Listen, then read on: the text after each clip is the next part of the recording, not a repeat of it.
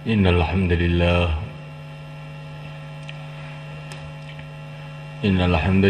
nasta'inuhu wa nastaghfiruh wa nu'minu bihi wa natawakkalu alayhi wa na'udzu bihi min shururi anfusina min sayyiati a'malina man yahdihillahu fala mudilla lahu wa man yudlil fala hadiya lahu. أشهد أن لا إله إلا الله وحده لا شريك له وأشهد أن سيدنا ومولانا وحبيبنا محمدا عبده ورسوله اللهم صل وسلم وبارك عليه وعلى آله وأصحابه والتابعين لهم إلى يوم القيامة أما بعد.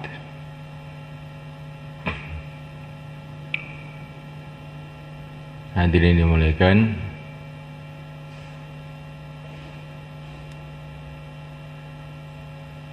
dalam setiap amalan, bahkan dalam setiap waktu,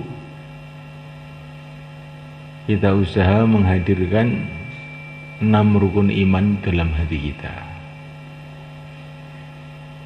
sehingga amalan-amalan kita ini bermutu di sisi Allah SWT.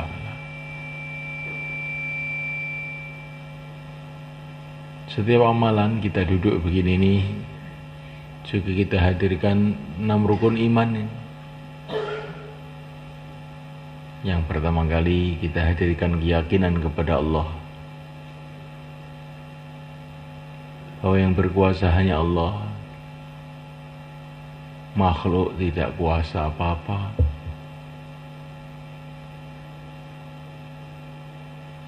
Allah Subhanahu wa ta'ala Maha Agung, Maha Suci, tidak bisa dibayangkan oleh otak dan hati manusia.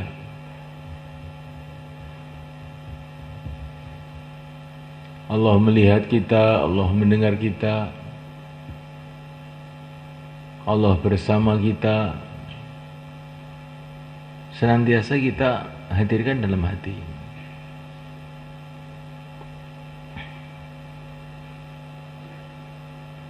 Betul-betul kita merasa kita ini milik Allah, mulai pucuk kuku sampai pucuk rambut milik Allah SWT.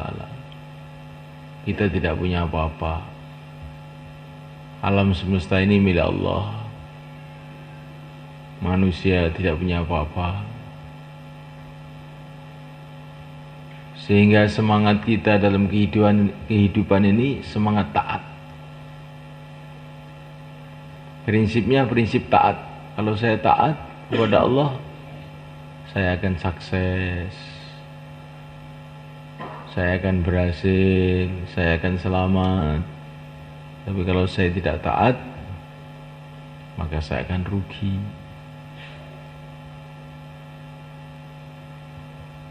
Maka yang mulia baginda Muhammad SAW ini senang sekali kalau beliau ini bersikap sikapnya hamba. Beliau duduk di bawah, beliau mengatakan, saya duduk seperti duduknya hamba, saya makan seperti makannya seorang hamba. Beliau berjalan menundukkan pandangan, berjalannya seorang hamba. Ini bagaimana kita ini hidup sebagai hamba. Kaulo,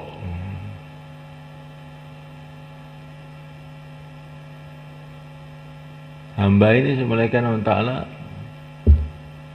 senantiasa tawadhu. Wa ibadur rahmanil ladzina yamshuna 'alal ardi hauna. Hamba-hamba Allah itu berjalan di muka bumi dengan tawadhu, tidak merasa lebih baik dari siapa saja.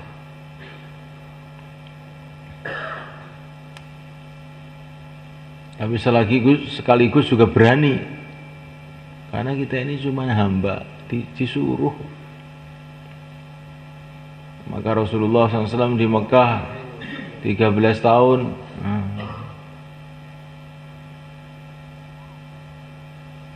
beliau dilempari batu, diapakan, dihina, diam saja. Karena beliau disuruh begitu. Tapi setelah di Madinah,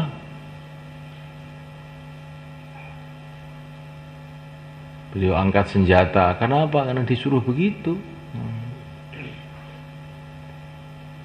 Beliau dakwah kepada orang-orang bawah, buruh-buruh, orang-orang miskin. Juga tidak merasa sombong. Dan beliau dakwah kepada raja-raja juga tidak takut. Cuma disuruh saya ini. Itu disuruh.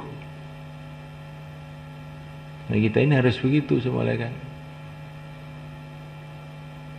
Kepada siapa saja itu asalkan kita ini berjalan di jalan yang diperintahkan oleh Allah, gak usah takut. Bicara sama Pak RT, bicara sama presiden, bicara sama raja. Cuma kita cuma disuruh kok. Disuruh oleh Allah Subhanahu wa taala untuk dakwah. Insyaallah mulai kan. Tidak pernah sombong, juga tidak pernah takut kecuali kepada Allah. Itu namanya hamba. Nabi itu bicara dengan orang miskin, juga tidak merasa sombong. Bicara dengan raja-raja juga tidak takut. Ini sifatnya hamba.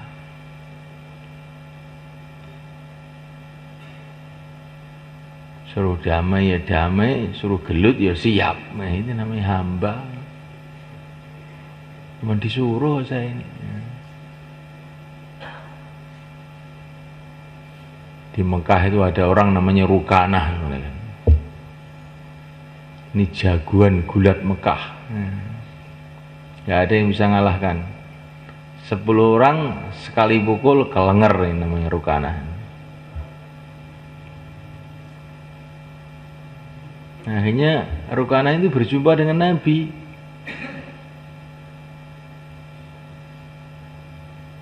Maka Rukanah itu nantang Nabi. Wani we. Maka Nabi itu menunggu perintah Allah. Oleh Allah, maju. Hadepi ini Rukanah. Tapi Rukanah baru ngadep, sekali pukul langsung Rukanah kelenger. Rukanah heran, loh kamu kok bisa ngalahkan saya? Saya ini disuruh oleh Allah. Akhirnya Rukanah masuk Islam.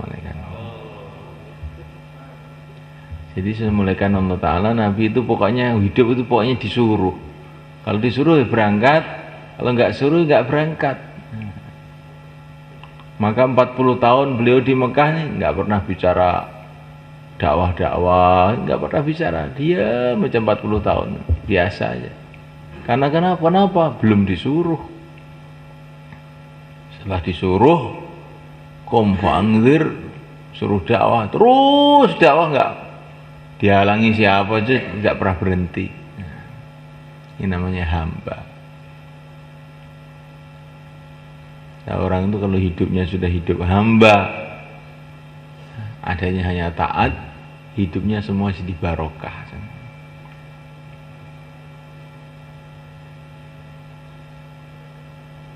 Begini Nabi pergi ke Madinah bukan karena lari semulaikan, tapi karena disuruh oleh Allah. Pagi-pagi beliau datang ke rumahnya Sayyidina Abu Bakar. Sayyidina Abu Bakar itu heran. Tidak biasanya Rasulullah datang jam sekian. Di Rasulullah tiap hari datang ke rumah Abu Bakar, tapi tidak seperti hari itu. Ini tidak seperti biasanya. Maka Abu Bakar tanya sama Rasulullah, ada apa ya Rasulullah? Saya diperintah oleh Allah untuk hijrah ke Madinah. Jadi Rasul hijrah ke Madinah karena disuruh. Maka akhirnya barokah. Madinah yang didatangi barokah, Makkah yang ditinggalkan juga barokah. Akhirnya kedua-duanya jadi pusat kebaikan. Nah kita ini begitu juga. Kalau kita ini merasa keluar itu disuruh, nanti ya keluar ya barokah, menghidupkan agama di mana-mana. Yang kita tinggal juga barokah. Di rumah kan barokah juga, asalkan keluarnya itu merasa betul-betul disuruh oleh Allah. Jangan karena diuber-uber temtaskil, bukan ya. Karena diperintah oleh Allah. Keluar dengan tertib yang benar, musyawarah ya. Kalau sudah diputus musyawarah, keluar, kan ini perintah Allah, insya Allah barokah jadinya.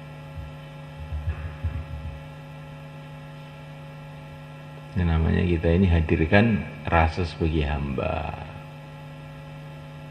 Kemudian yang kedua kali, hadirkan dalam hati kalau kita ini punya pimpinan yang dipilih langsung oleh Allah. Itulah Nabi besar Muhammad sallallahu alaihi wasallam.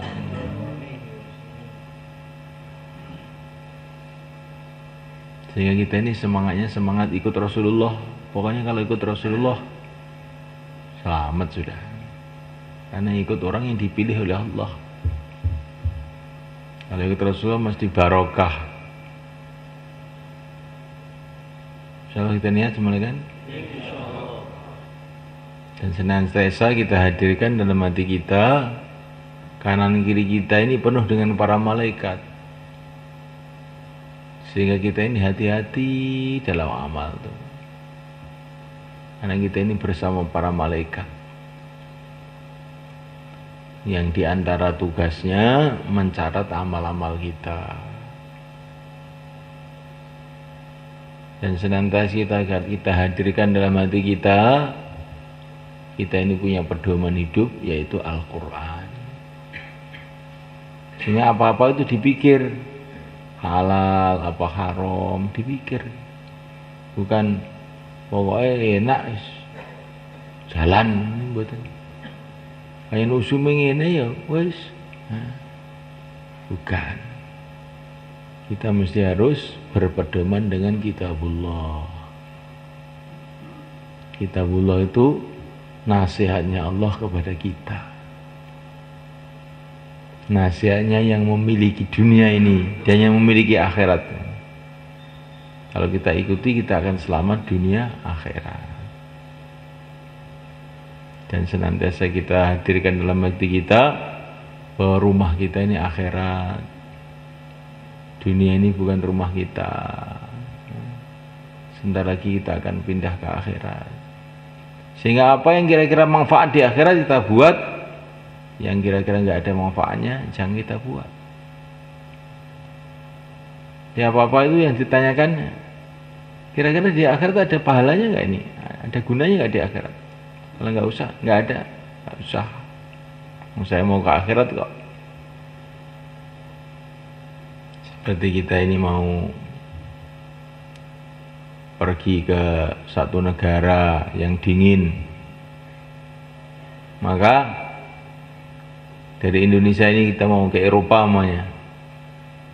Ini untuk Eropa musim dingin, es di mana-mana es. Maka bawa pakaian tebal. Nah yang tipis-tipis dibawa nggak usah dibawa. Nanti nggak ada gunanya di sana. Tipis yo kademen, jadi es yo kok. Pakai pakaian yang tebal-tebal saja. Begitu juga kalau kita mau ke Mekah. Di Mekah itu panas ini. Jangan bawa pakaian tebal, nanti di sana nggak dipakai itu. Nah, di akhirat juga begitu. Kita mau ke akhirat, yang laku di akhirat itu apa? Yang laku di akhirat itu cuma amal-amal yang diridhoi oleh Allah. Kalau amal yang tidak diridhoi oleh Allah nggak laku di sana. Dan kita hadirkan dalam hati kita juga rukun iman yang keenam, bahwa segala sesuatu sudah ditakdir oleh Allah. Apa yang sedang terjadi, yang telah terjadi, yang akan terjadi, semua sudah ditentukan oleh Allah. Sehingga kita hidup itu pasrah. Kita usaha itu karena ibadah. Usaha karena ibadah. Adapun apa yang akan terjadi semua sudah ditulis oleh Allah. Usaha karena apa? Ibadah. Apa yang akan terjadi sudah ditulis oleh Allah. Sekarang udah karena ya, insyaallah 33 4. Rukun 56. Coba ingat apa enggak?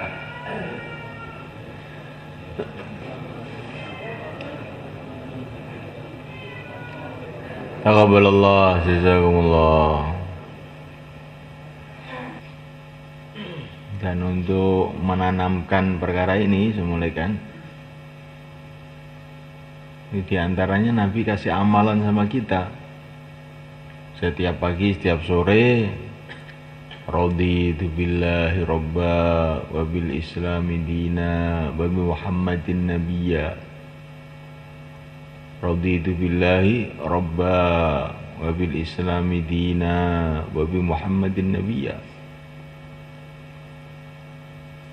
Barang siapa yang pagi mengucapkan begitu, sore mengucapkan begitu, maka nanti di akhirat Allah Subhanahu wa taala akan jadikan dia puas, marem. Raditu billahi robba, aku ridho Allah sebagai Tuhanku, aku ridho, puas, marem, seneng Allah sebagai Tuhanku. Allah yang maha kaya, Allah yang maha perkasa, Allah yang maha kuasa, Allah yang maha rahman, Allah yang maha rahim. Kita jadi hamba Allah itu seneng, ridho, puas.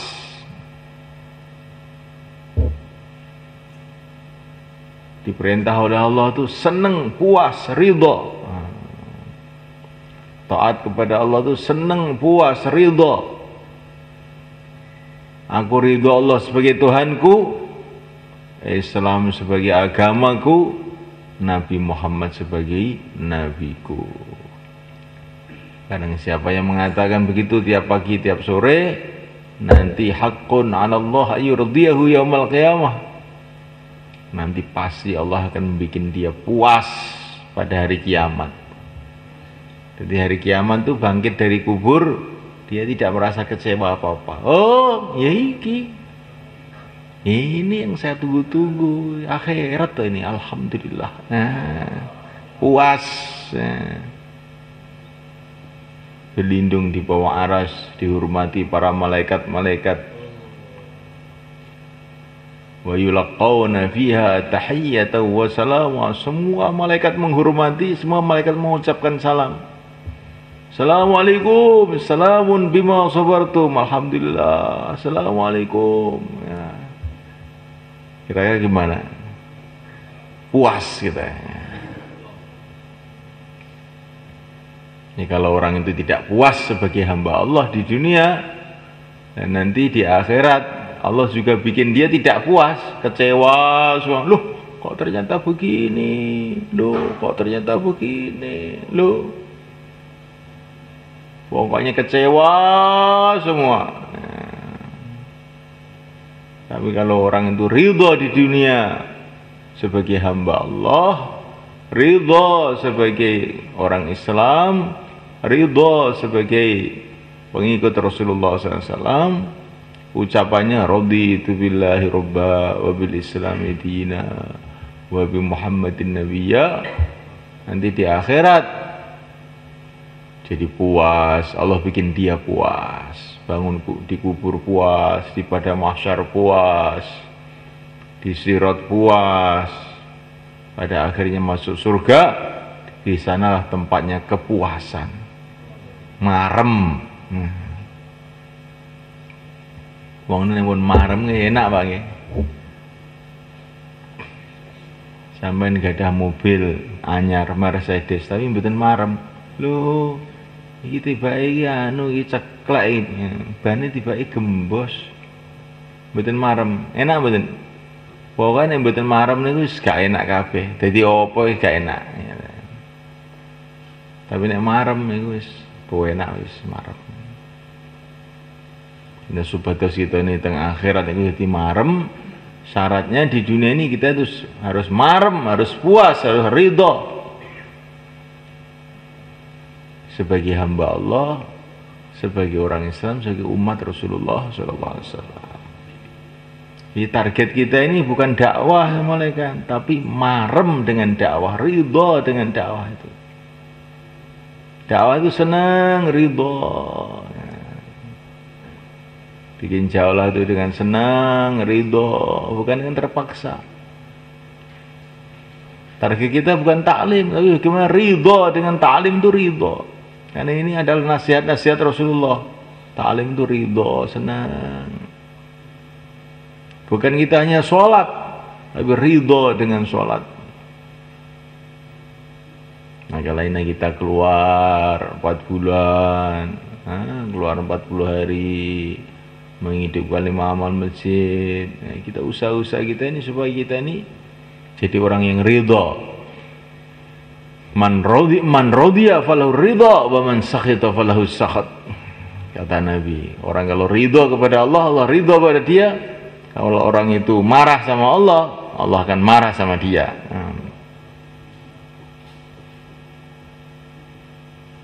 Sampai ridha, sampai marem nglakoni agama iki marem, salat nggih sing marem, sowan ngersane Gusti Allah. Sowan ngrene Gusti Allah gak marem, maremmu apa? Wong ora bener pikirane. Sowan ning Gusti Allah kok durung marem.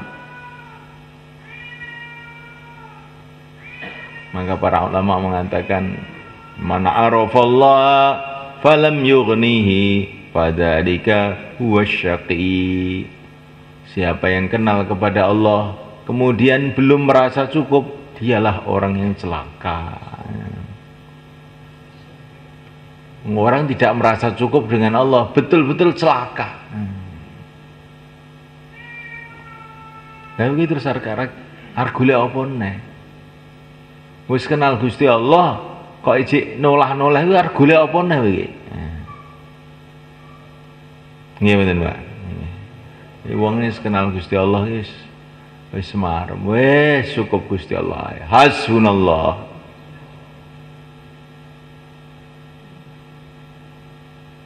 Maka ada orang itu berdoa. Seorang ulama itu doa, ya Allah, ya Allah, ya Allah. Setiap doa ada suara. Nggak tahu suara apa tuh, suara malaikat atau suara jin atau suara apa. Doa kamu tidak diterima, katanya. Dia doa lagi, ya Allah, ya Allah, ya. Terus bertahun-tahun tuh begitu aja. Akhirnya beliau pergi ke Mekah haji bersama muridnya, di depan Ka'bah dia doa, ya Allah, ya Allah, ya Allah. Setelah doa panjang, dengar suara, doa kamu tidak diterima. Sehingga satu saat itu santrinya itu mendengar suara itu. Setiap doa kok Pak Kiai ini kok ada suara, doa kamu tidak diterima.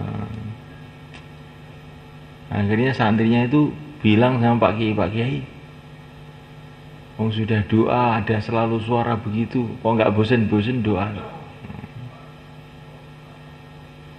Maka Pak Kiai itu bilang, kamu tahu saya begini ini sudah lebih 40 tahun, setiap doa mesti begini nih, setiap doa mesti ada suara, doa kamu tidak diterima, begitu. Nah kok doa terus saja? Iya, walaupun 1000 tahun saya tidak diterima, ya tetap saja saya akan doa. Nah kalau Allah tidak menerima saya mau lari kemana? Kalau Allah tidak menerima, seluruh alam semesta tidak akan ada yang bisa menerima saya.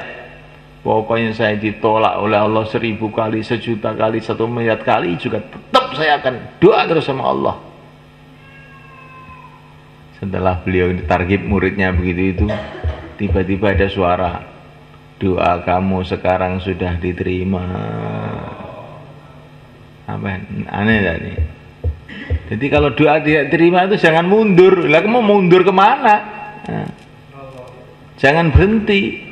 Kalau Allah tidak menerima kamu, mau lari kemana kamu?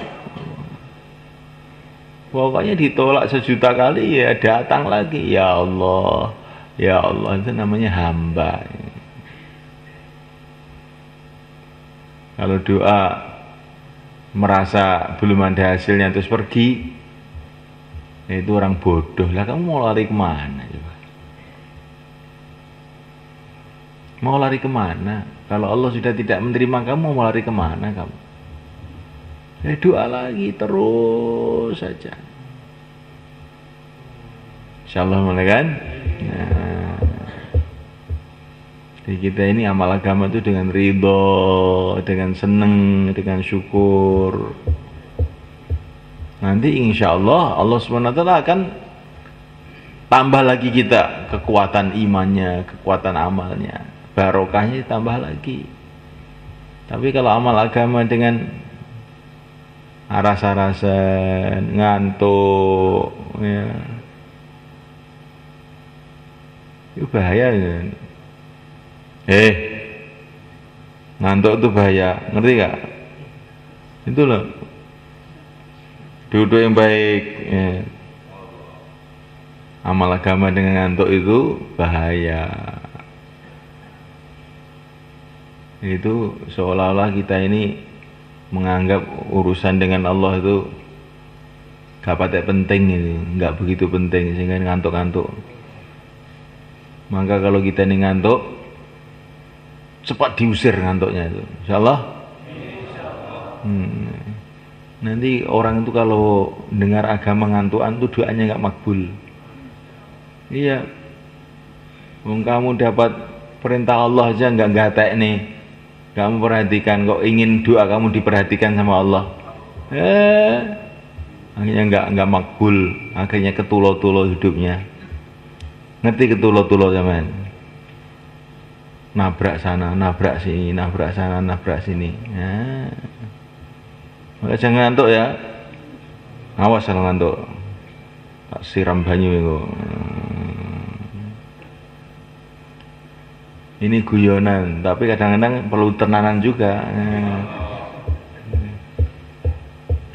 Ini pokoknya bayan subuh kok ada yang ngantuk, awas pokoknya. Insyaallah mulai kan? Kita ini biar belajaran, ini bayan subuh ini penting. Untuk apa? Untuk kita ini latihan, bersungguh-sungguh di dalam agama. Karena Allah Subhanahu wa taala itu akan memperlakukan kita ini sesuai dengan sikap kita. Kalau kita ini mementingkan agama, Allah Subhanahu wa taala akan mementingkan doa-doa kita. Insyaallah mulai kan? Nah, minta karo lagi, minta karo.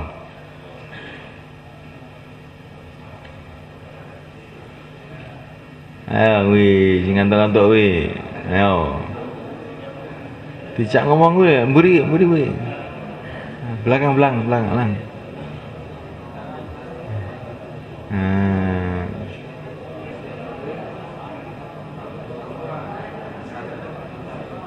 Taqabbalallah, jazakumullah.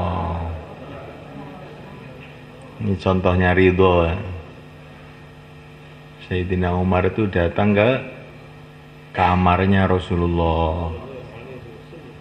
Dilihat Rasulullah tidur di tikar yang kasar, sehingga bekas-bekas tikar itu membekas di badan beliau yang mulia itu.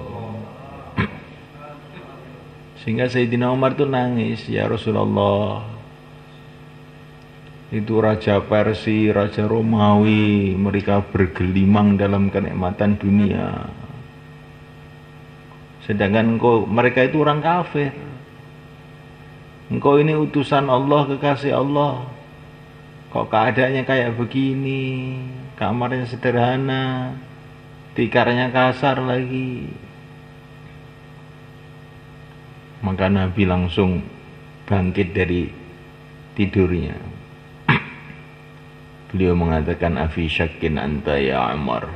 Umar, apa kamu ragu Umar? Apakah kamu tidak ridho orang-orang Persia itu dapat bagian dunia dan kita dapat bagian akhirat? Nah, jadi kita ini melihat kemewahan-kemewahan orang kafir itu jangan pengen, ya. Nek pengen khawatir kita ini jadi tidak ridho. Boleh saja. Boleh saja kita punya mobil, punya rumah yang baik, boleh saja, tapi nggak usah pengen. Kalau Allah kasih, alhamdulillah. Kalau Allah kasih kemewahan dunia ini untuk orang kafir, kita nggak dikasih apa-apa, kita ridho. Kita sudah disiapkan surga, disiapkan akhirat untuk kita. Nggak usah pengen-pengen begitu. Orang yang pengen tuh menderita itu. Pengen aja, nggak ketekan. Maka Nabi mengatakan, apakah kamu tidak ridho, hai Umar? Mereka dapat bagian dunia, itu orang-orang kafir, kita dapat bagian akhirat. Maka Sayyidina Umar terkejut, kami ridho ya Rasulullah, kami ridho ya Rasulullah. Sekarang saya tanya ini presiden-presiden di istananya, duduk di kursi-kursi yang empuk, bersama pejabat-pejabatnya, menteri-menterinya, minum kopi. Kamu duduk di masjid, kamu ridho apa enggak? Ridho. Kita ridho duduk di rumah Allah, bagian kita akhirat. Hei presiden-presiden, istana kamu akan kamu tinggalkan, diganti orang lain. Sebentar lagi setelah diangkat jadi presiden, kamu akan diangkat ke kuburan. Orang yang iman, istananya di akhirat. Ridho kita, insyaallah kita ridho kan? Orang-orang pergi ke sawah, punya sawah yang bagus. Orang-orang pergi ke kantor, punya gaji. Orang-orang pergi ke pasar, punya toko-toko yang besar. Kita keluar di jalan Allah, ridho apa enggak? Betul? Ya sudah, sekarang yang siap 4 bulan, 40 hari berdiri ke sana. Dengan ridho, tapi nggak boleh terpaksa. Ridho.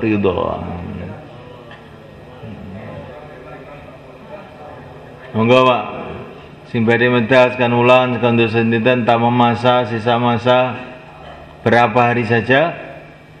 Silakan ke selatan. Ya monggo.